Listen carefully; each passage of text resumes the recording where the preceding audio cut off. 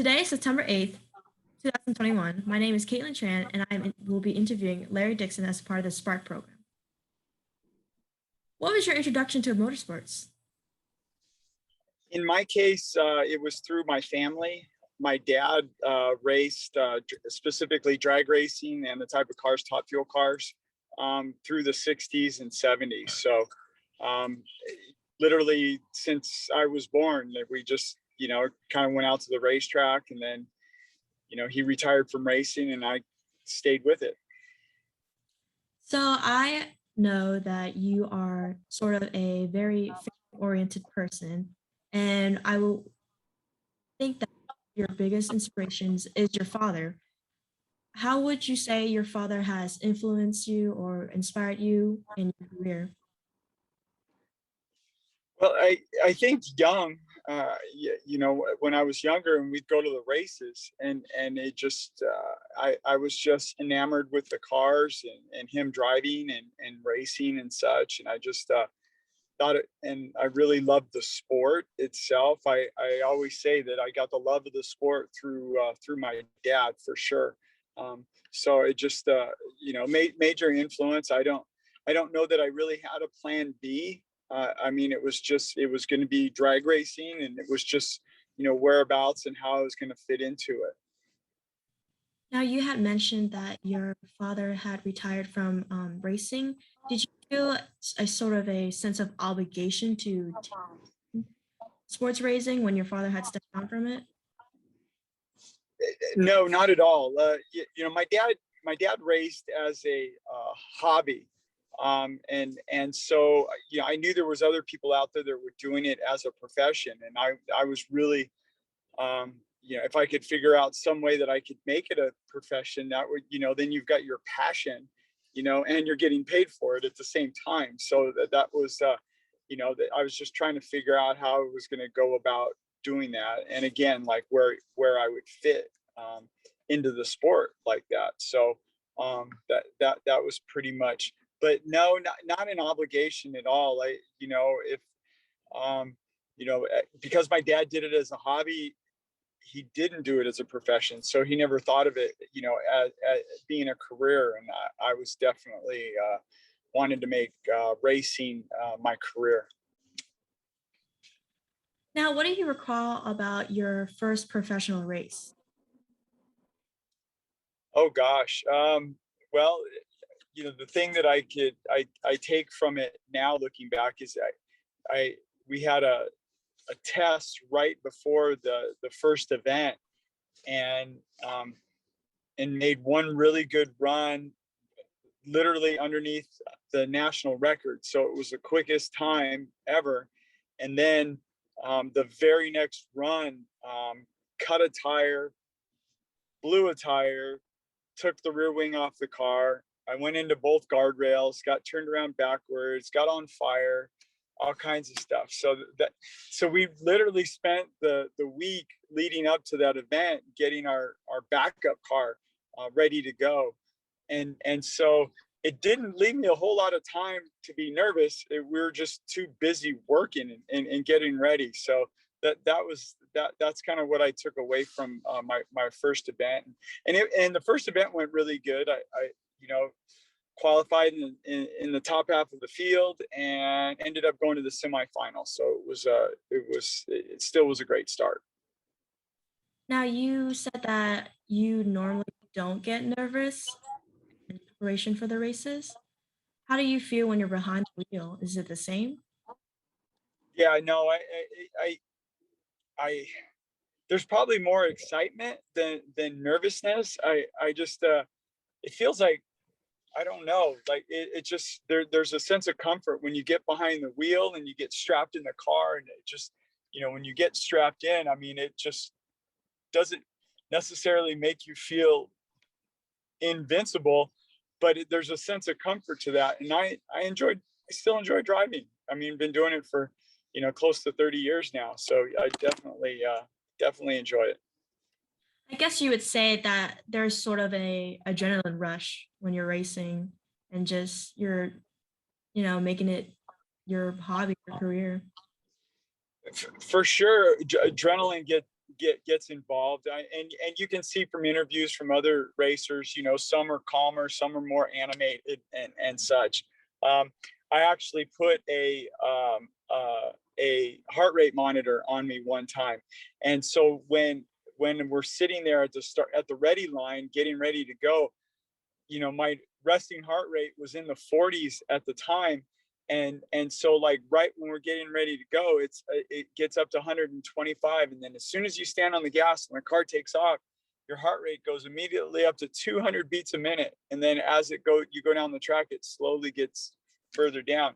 So yeah, the adrenaline and G-forces and just the excitement of the run, I mean, all that comes into play when you're making a run in a top fuel car. Now, when you're normally racing, do you have the same emotions or feelings when you're faced with danger? And I know that you have experienced some serious crashes during your career. I've had some crashes, and I just have the utmost confidence that all my equipment and my car is going to take care of me. And again, I don't think that I'm invincible, but I've gone through some pretty hairball accidents, and I'm still here. So it's so far so good. It's still taking care of me. Now, do you have a favorite drag strip you've raced at? Oh gosh, I don't know if I could pick one. I mean, I have my top three are Gainesville, Florida, Pomona, California, and Indianapolis, and those those are all three of them are special in their own rights. Pomona is because that's my home track, and then Gainesville is where I got my kind of start and licensed and such, and then Indianapolis, and for our sport, that's the biggest race of the year. So those three tracks are certainly probably my most favorite. Now, with those three tracks, are they characterized by any career victories, or is there any other victories that stands out from the rest? I've been fortunate to have won it on all of those tracks on multiple occasions. So from that standpoint, they're yeah they've I wanted gosh I won Gainesville and Indy my rookie year, so I didn't have to wait long to cross those off my list. And then I think it wasn't maybe a year or two later, I got to win at Pomona as well. Now, in your opinion, what what does it take to win a victory, or what does it take to be a race winning team? Um, it, it the same thing as it takes in business is the same thing it takes in winning, and it comes down to people. I mean, no one person can do everything. You could be the best driver in the world, and you're not going to win if you don't have the right setup in the car, and your crew doesn't do a great job in the pit area. So everybody has to be great on that given Sunday for you to be able to win. Now, as a cancer survivor, how is your life affected at the time of the diagnosis, and how are you living your life today differently? Great question. Interesting. With all the crashing that I have done throughout my career, I never felt vulnerable.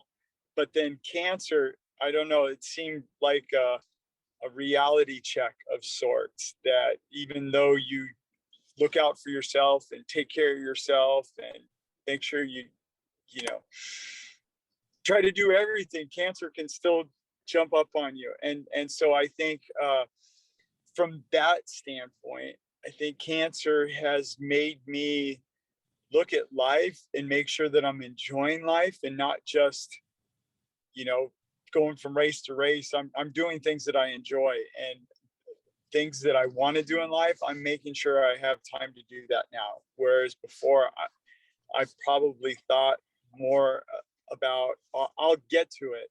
And now it's like, no, we're gonna get to it now. So probably living more in the moment, and making sure that I'm again enjoying life and certainly enjoying my family as well too. That's an interesting response because to me, it's that you're a very humble person. And would you say that, like, from the diagnosis and just your career in racing, would you say that, you're just taking your life living day by day? Say that again. It was cutting out a little bit. Just Oh, the sorry. last part. Would you say that you would characterize your life by living day by day? Um, I make sure that I'm living every day, um, and not just, well, I'll get to it next month or next year, because those years, they go fast. I think from a mental standpoint, I feel like I'm 30 years old, but then you get married and you have kids, and then you have kids that are in college, and then all of a sudden it's like maybe mentally, that I haven't matured, from that standpoint. But when you see your kids growing up and living their own lives, it lets you know that, time's moving whether you want it to or not. So and we're only here for a set amount of time. We don't know what the last page of our book is. So try to make the most of every page in that book while we're here. I completely agree. Every day you're learning something new, and there's not like a limit on how much you're gaining knowledge. It's almost like you're just keep going like with life, and you're just continuing to live just because of a like some being out there that's like telling you to just keep living and just like staying on top of things. Yeah, for sure, for sure. Before I started racing, I had street cars, and you're trying to work real hard to be able to provide for your family, which obviously is important, but you don't want your family to be living without you while you're working 24/7 as well too. So I'm trying to do more things, again, just making sure that I'm not missing anything now. Whereas before, it would be more, I'll get to it, and then all of a sudden 20 years goes by and you didn't get to it. So we're trying to get to everything now. Right. Now, how did you react to the news that you were inducted to the Motorsports Hall of Fame? Um, I'm very humbled, very flattered, very honored. There's so many great names in the hall, and it's kind of a Wayne's World type moment where like I'm not worthy, I'm not worthy, and gosh, it just you know as a kid growing up, I just wanted to drive one of those cars, and then to be able to just keep raising the bar on your goals, and then have it you know do well enough to be inducted into the Hall of Fame. It's a really good feeling, and just again very humbled and honored by the induction. So now, what lessons from the track do you apply to life in general? It um, Focus, um, try being mentally tough, because you can be winning, you could be losing, you could not qualify. There's a lot of things that happen. Um, I had one of my mentors told me, always be good to everybody on the way up, because eventually you're gonna see those same people on the way down. So just try to be humble and try to show respect to all your to everyone, not just your competitors, but your friends and the like. So but the track teaches you a, it would be a small model of how one could run his life, and the things that you do on the racetrack, you can apply those same things in life to create success, not just on the track, but again, just in life in general. Now, this is a similar question to the previous one, but drawing upon your racing career, what advice would you give to young people like me trying to pursue their future goals?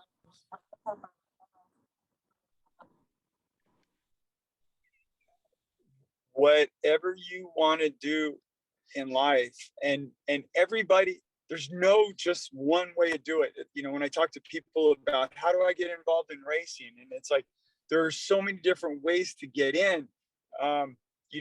Some have parents, or some have marketing partners they can bring to the table.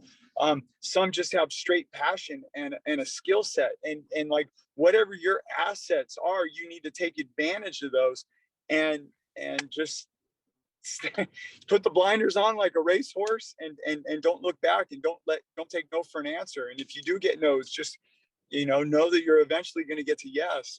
And if you're really driven and you're really determined and you really want to, whatever it is you want to do in life, you'll get it. You'll absolutely figure it out.